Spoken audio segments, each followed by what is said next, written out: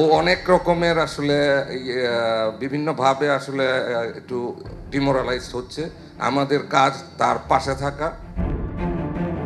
৪৫ ক্লাবের সব ধরনের লিগ বর্জন, বাংলাদেশের ক্রিকেট বর্তমান প্রেক্ষাপট আর বিসিবির অব্যবস্থাপনা নিয়ে ক্লাব সংগঠকদের প্রতিবাদ আর সংবাদ সম্মেলন। কিন্তু সবার একটাই প্রশ্ন, যাদের পাশে সাম্প্রতিক সময়ে তামিম ইকবালকে দেখা গেছে, বিসিবি নির্বাচনেও সবাই ছিলেন এক কাতারে। কিন্তু এবার লিগ বর্জনের ইস্যুতে সেই তামিম ইকবালকেই কেন দেখা যাচ্ছে না ক্লাব সংগঠকদের সঙ্গে? তামিম কিন্তু খেলোয়াড়, এখনো কিন্তু সে আপনার রিজাইন করেনি বা রিটায়ার্ড করেনি। ওর একটা পার্সোনাল একটা বিচার থাকতেই পারে। ও এখনো আমাদের সাথে রেগুলার যোগাযোগ আছে, আমাদের সাথে এখনো আছে। আবার বাই দিস টাইম ও খেলোয়াড়দের সাথেও আছে, যেই কারণেই ওর একটা পার্সোনাল স্ট্যান্ডের কারণে ও খেলোয়াড়দের সাথে থাকতে চায়। আমাদের যেটা দাবি, যেই কারণে আমরা মাঠে নামছি না, ওই জায়গায় আমরা সেম পেজে আছি। কিন্তু তামিম চায় যে মাঠে খেলা হলে তামিম এখানে কোনো ভুল কিছু দেখছে না। তো আরেকটা মানুষের ব্যক্তিগত সিদ্ধান্তকে আমরা ভুল বলতে পারি না, আমরা সম্মান জানাই। লিগ বর্জনের পাশাপাশি ক্লাব সংগঠকদের প্রতিবাদ, বিসিবি সভাপতির মিথ্যাচার, নারী ক্রিকেটারদের উপর যৌন হয়রানির বিচারে বিসিবির অবহেলা, নির্বাচন থেকে সরে যেতে বাধ্য করা, সবশেষ বিপিএল এ ফিক্সিং ইস্যুতে ৯ ক্রিকেটারকে নিয়ে বিতর্কিত অবস্থান নিয়ে সাবেক পরিচালক ফাহিম সিনহা দাঁড়ালেন এনামুল বিজয়দের পাশে, এক হাত নিলেন বিতর্কিত বোর্ড পরিচালকদের।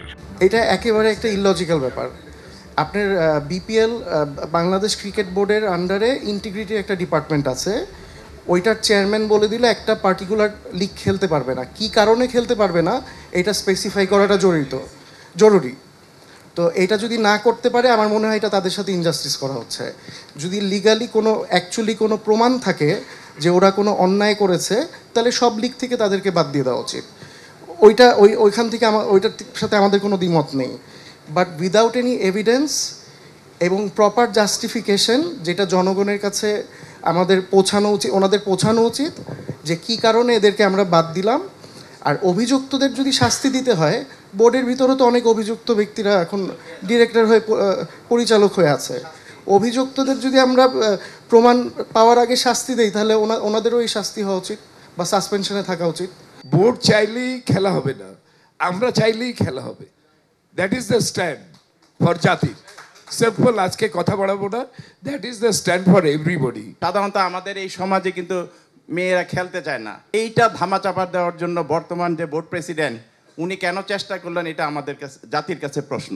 এবং দেখেন, বোর্ডে যারা আছে তারাও কিন্তু এটার সাথে জড়িত, তাদের ব্যাপারগুলি কিন্তু বোর্ড ধামাচাপা দেওয়ার চেষ্টা করছে। আমরা ধিক্কার জানাই। তারা যদি বিচার না করে, ভবিষ্যতে আমরা করবো ইনশাল্লাহ। বিসিবির নানা অনিয়ম নিয়ে প্রতিবাদের সভা লম্বা হবার কথা থাকলেও সাবেক প্রধানমন্ত্রী বেগম খালেদা জিয়ার মুমূর্ষু অবস্থার খবরে অনুষ্ঠান ছোট করে আনার সিদ্ধান্ত হয়। তার সুস্থতার জন্য দোয়া প্রার্থনাও করা হয়। নাহিয়ান বিন জাসিম, ৭১।